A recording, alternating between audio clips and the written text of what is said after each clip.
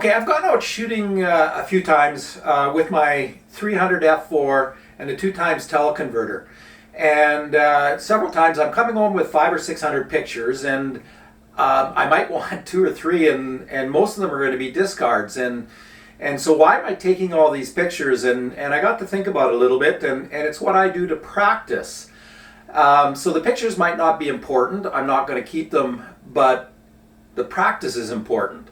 And so what I'm going to talk about today is why it's important to practice with a setup like this, and how I do that. And I'm going to give a few tips on how to use a lens like this for shooting something like birds. So that's what we're going to cover today.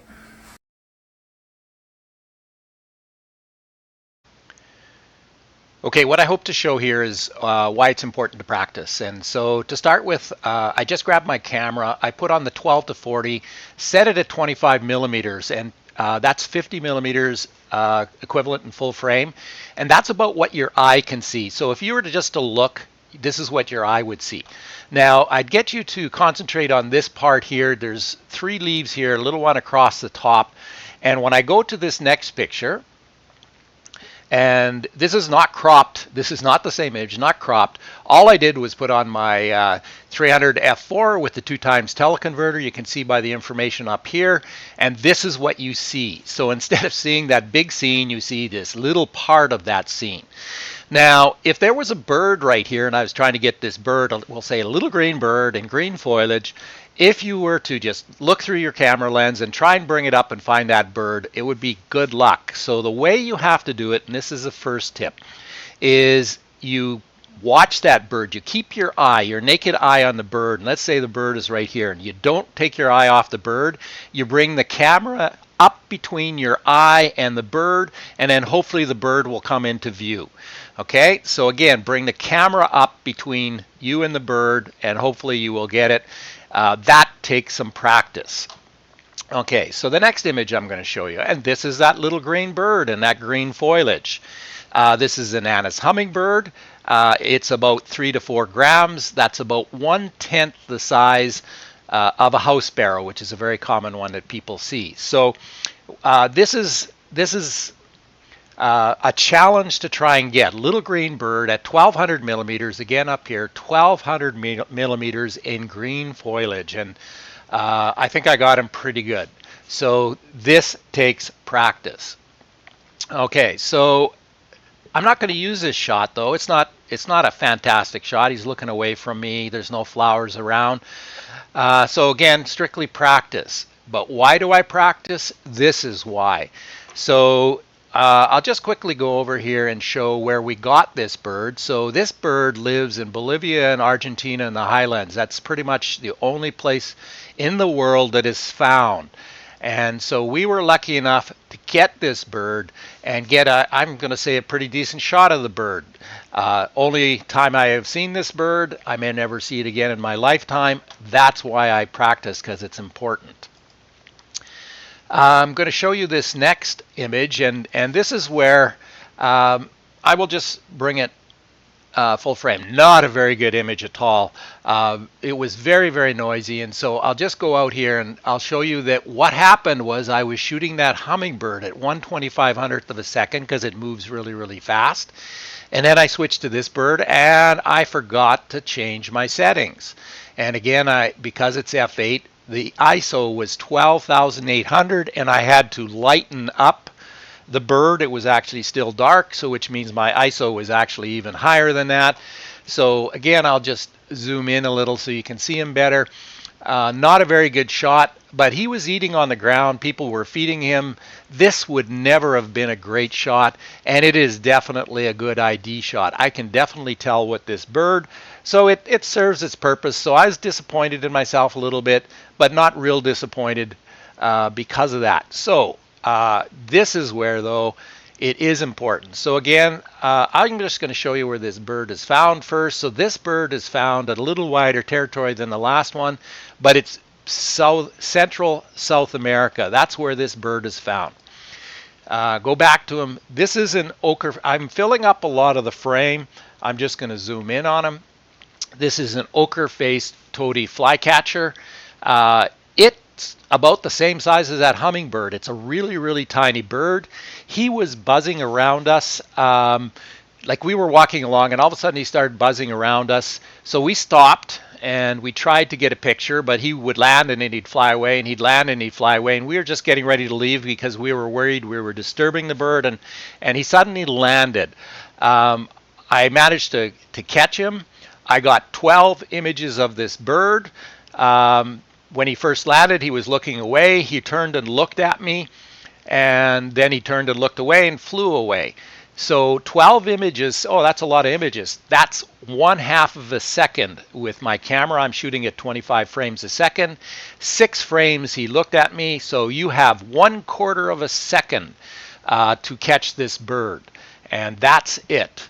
And so again, if I would have had 2500 of a second, if I had shooting flying birds, I didn't. I had it correct. I only had the 1.4 teleconverter on, and my ISO was still 6400.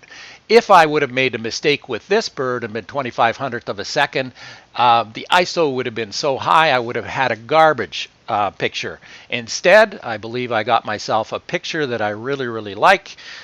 So that's why it's really important to practice. You make mistakes sometimes, and that's a learning experience, so hopefully you don't make a mistake when it is important for a bird like this. Okay, when you want to start practicing birds in flight, you certainly don't want to start with those hummingbirds that I showed earlier. You want to start with a big bird that flies in a fairly straight pattern and doesn't flap its wings very hard. Bald eagles are perfect targets for that. They actually ride thermals and they don't flap wings very much, and they tend to go mostly in a straight. Now I did a series, and so just show you as he's flying across, and you'll see that I did lose him. I wasn't keeping him perfectly straight in the frame, so I lost him a little bit. And you have to catch him back, and so I got him back in the frame. So that's he's filling a lot of the frame, and that's when tracking gets a little bit more difficult.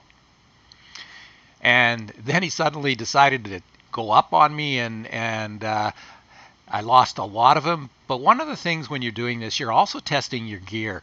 And the OM1 tracks really well. Is it 100% for birds in flight? No, it's definitely not. You will get some frames that are out of focus, but it will recover quickly, and it'll come back into focus. I'm going to say it's probably, against the sky like this, at least 90% will be sharp.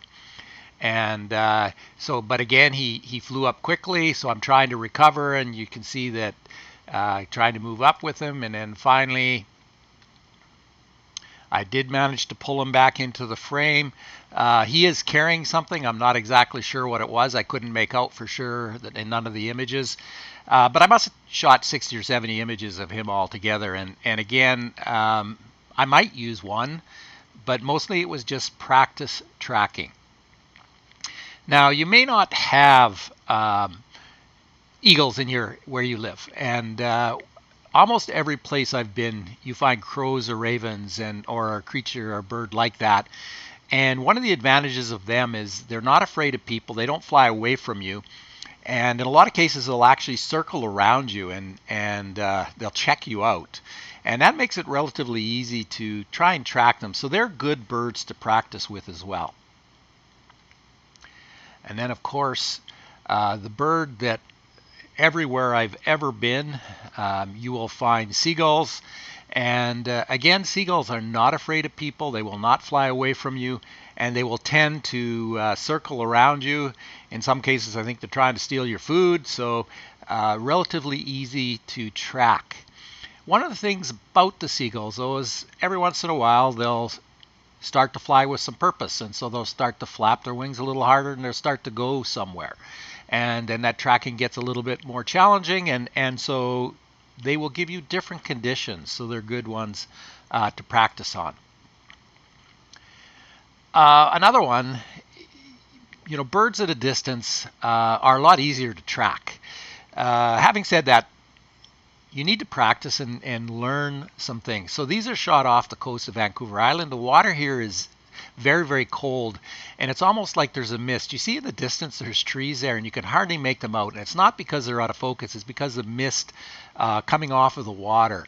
And so if I go in on these birds, you'll see you'll never get any detail on birds flying at this distance. Having said that, these are white-winged surf scotters, and you can easily tell what they are. It's a good ID picture, but again, because I've shot lots of birds like this, I know not to expect really, really good images from them. And of course, the next one that I like to practice on, this is a black oyster catcher. I've shot these off the coast of Vancouver Island in BC, Canada. I've shot them off the coast of Patagonia in southern Argentina. They are everywhere. This one was a nice distance away, so filling the frame is nice, but when you're just starting out and you're practicing, shooting these birds that aren't quite as close, this one was close enough I could get some decent detail in them, but that's a decent distance to practice on. And then, of course, there are some black oyster catchers that are a little bit closer, and I was able to capture this pair like this, and I kind of like this picture because their wings seem to be images of each other. And then next, I have taking just a second to come up here, a black oyster catcher coming directly at the camera. And again, you should take pictures like this so you can learn how your camera behaves. Birds flying directly at the camera are the hardest for the focusing system to keep up with. And I'm going to tell you, the OM1 didn't have much problem keeping up with this bird, even though he's flying directly at the camera. Okay, so the next image I'm going to show you, these are harlequin ducks. And if I bring them up, you'll see that it's not a terrible picture, but it's not as sharp as I would like it to be. Even though the birds are reasonably close to me, they're filling enough of the frame, they should be sharp. So what's the issue? I'm at 1/1000th of a second. Now these birds are everywhere here, and I can go back and get them anytime, so it's not a big loss. But what I'm going to tell you is that birds taking off, they're flapping very hard. You can tell by the splashes that they're really vigorous in here. So I needed at least 1/2500th of a second. So again, getting a shot like this reminds me of what I need to do. But then I got this American widgeon in the same day, and again, he's at 1200 millimeters, and I'm filling a decent amount of the frame. If you look at this image, it's nice and sharp, lots of detail. The wing, this is how I like to catch birds in flight over water. The wingtips are almost grazing the water. And so I'm quite happy with this picture, even though it's shot at 1/500th of a second. So the last one wasn't sharp, and this one is half the shutter speed, and it's nice and sharp. So what's the difference? The other birds were taking off. This bird is coming in for a landing. When they're coming in for a landing, their wing beat will slow down, their speed will fall off, and so this is the ideal time to shoot them. You can keep the ISO down because of that. So there's a difference, but again, you need to practice so you know what's the ideal shutter speed for the different conditions. And so why? Again, this is a Puna ibis. I'm just going to show you. We shot this in Argentina. It's only found in the highlands of Bolivia and Argentina. That's the only place in the world that it lives. And if I bring it up, so I got myself a decent shot of this bird. I don't want to be practicing on a bird like this. I want to know what to expect for shutter speed. It's not quite as sharp as it could have been. In this case, I have a really good shutter speed. Everything is right. It was a bright day, ISO 400, but the temperature variance was giving me a little bit of atmospheric haze, so it wasn't quite as sharp as it might have been, but it's still, I'm not practicing when I'm taking this bird. I am shooting this bird with conditions that I am used to and I'm prepared for. So that's why you practice. When you get in a situation like this, you know what to expect.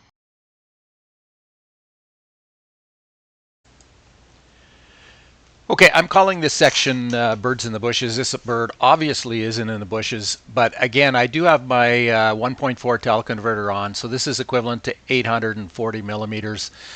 This is an uncropped image, so you can see I'm almost filling the frame. I am including just enough of this one to include the environment. So this is a good one to start with because he's easy to find. You can go to the water's edge and come back and forth until you find him. And so this is a good practice for getting started. And this is just a pair of Dunlins. In this case, I have the 2x teleconverter on, so I'm at 1200 millimeters. So it's a little bit more challenging. They blend in a little bit, but again, they're at the water's edge, so it's not too difficult. You just follow out to the edge of the water and move around, and you'll find the birds. So these are good ones to get started on. Here is the bird in the bush, and you can see how much of the frame I'm filling with this one. This particular one is the Anna's hummingbird that weighs 3 to 4 grams, so a tiny little bird. Again, there are distractions in the back, and he's on a branch in the front. Camera had no trouble. So partly when you're practicing, you're also testing your equipment.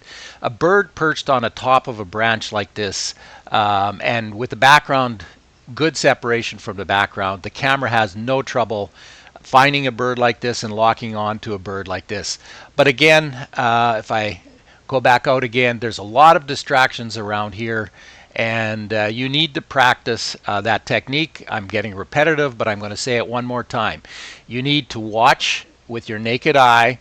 Then you need to keep your eye on the bird and bring the camera between your eye and the bird, and hopefully the bird will be right in the center of your viewfinder, and then you can take the picture. This takes practice. It's not as easy as that description sounds. The next one I went to is black-eyed Jenko and dark-eyed Jenko. He's everywhere. There's tons of these around. They're really easy to find. So with this one, again, he's on a branch. He's clear view of the camera. The camera has no trouble focusing on this camera, on this picture. But you can see there's a lot of distraction, and he blends in. So the first one, he stands out. This one, he blends in. So this is a good practice for you to try and find the bird. Now, the next one here is the fox sparrow, and it's really, really busy. And I'm actually going to go to the next one first, and I'll come back to that one. So here's a fox sparrow. Now, one of the things that I do see some online criticism is the OM1 has difficulty focusing when there's distractions in front of the bird. There is no question about this. Every camera out there struggles when there's lots of distractions in front of the birds. Having said that, what I would do with a bird like this is I'd go to a single point and put it up here, get away from those distractions, and then the autofocus system should lock on to the bird, so it should be okay. That takes some practice. The next thing that I'll say about this is that I've also seen the criticism that sometimes it will focus on the bird and it will jump to the front and not stay on the bird. I don't disagree with this comment. It seems that if the bird is really, really still and you're using bird detection expects, I think, birds to be moving. They just don't normally sit really, really still. So it will jump to the front branch. And say people call that a fault to the camera. It's only a fault or a problem if you don't know what to do. So again, if it focuses on the bird, it jumps to the branch. I have back button focus. My shutter release only releases a shutter. It does not initiate autofocus. So I just release the back button focus, repress it, and if my focus points up here, it's going to grab that bird again really, really quickly. Then if I don't want it to jump to the branch, I just take my thumb off of that back button focus, and it will stay locked in that bird until I repress the focus button. So again, it's in my opinion, it's not a problem. It's just a quirk of the camera, and as long as you understand and know how your equipment works, then you can get around that problem. But again, it takes practice. You need to practice that. Now this is the same bird. He is out in the open, so one of the comments I also make, people talk about the previous picture and say, oh, it's shows the environment of the bird. To me, any bird that is covered by a branch is nothing more than an ID picture. I would never show that one or post it anywhere. It's strictly for my use as an ID picture. That's not a good environmental shot. The bird needs to be completely visible. And when the bird is completely visible like this, then that is an environmental shot.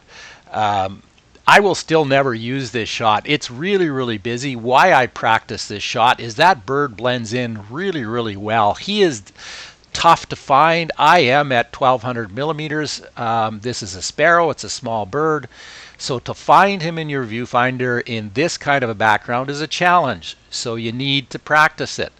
And the more you do it, the better you'll get at it. And why do you need to practice? Well, this bird here, I'll just show where we shot it. This bird is found only in the highlands in a very, very narrow territory of Bolivia and Argentina. This is the only place in the world that you can find this bird. And we got what I'm very satisfied with the picture I got of this bird. But you don't want to be practicing when you're shooting in these situations. I want to know that I'm going to get the bird. So I need to practice at home with those common birds in difficult situations, because this is a difficult situation. Just look at the branches around. He's bouncing around here. He gets hidden by branches to a certain extent, but we managed to get him. I'm just going to give you one more tip. As I said, you bring the camera up to your eye. Sometimes, like if you get really practiced, it will be right on the bird and you just take your picture. It doesn't always work out that way. Sometimes you've moved your eye a little bit, and this is where you're centered of your viewfinder. And so now I need to find that bird. And so what I'm doing when I look at the bird with my naked eye, I'm also assessing the background. I see this branch here. So if I was up here somewhere and I couldn't see the bird, I'd know it was on this branch. I'd follow the branch down through the viewfinder, come across there, and there's the bird. So I am also assessing what I see around the bird in case it doesn't come into the viewfinder immediately. And then I can quickly adjust and find the bird. Again, that takes some practice to do that because as I showed in the previous picture, I had a quarter of a second to capture one of my bird shots. And so if you miss that opportunity, it's gone. The birds do not sit there for very long. So you need to practice the technique of bringing your camera up to your eye. Hopefully the bird is in the center. If it's not, you need to landmark and do this without even thinking about it so that you know how to come in and find the bird. And that's why I practice.